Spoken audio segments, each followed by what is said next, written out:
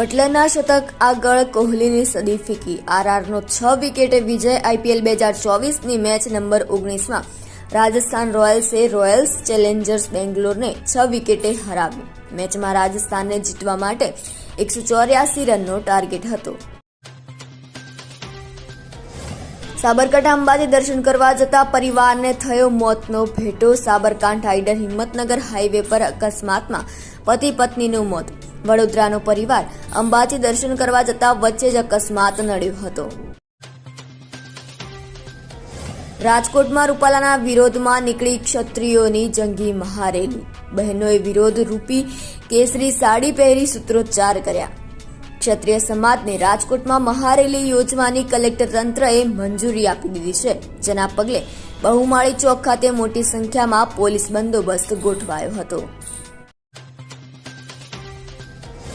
કેન્દ્રીય ગૃહમંત્રી અમિત શાહ 18 અથવા 19 એપ્રિલે ઉમેદવારી ફોર્મ ભરશે. 17 એપ્રિલે રામનવમીના દિવસે અમિત શાહ રોડ શો કરે તેવી શક્યતા છે.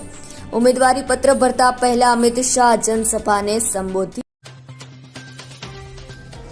ઉનાળામાં આ વખતે ગરમીનું પ્રમાણ વધારે રહેશે. હવામાન એજન્સી સ્કાયમેટની મોટી આગાહી.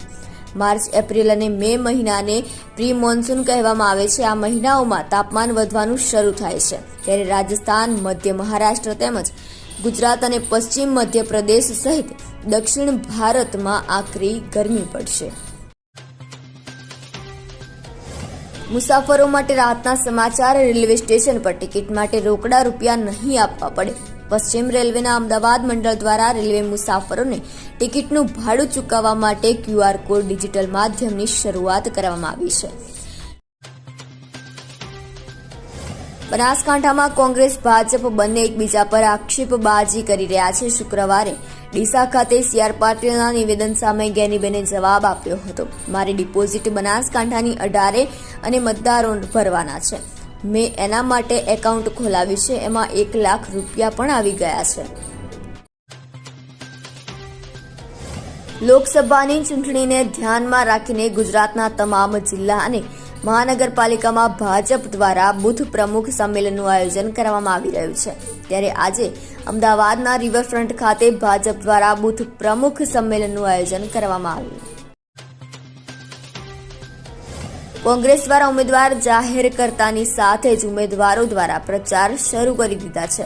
જૂનાગઢના ઉમેદવાર દ્વારા સોમનાથ દાદાના દર્શન કરી પ્રચારના શ્રી ગણેશ કર્યા હતા, જ્યારે સુરેન્દ્રનગરના ઉમેદવાર દ્વારા પણ પ્રચારના શ્રી ગણેશ કર્યા હતા.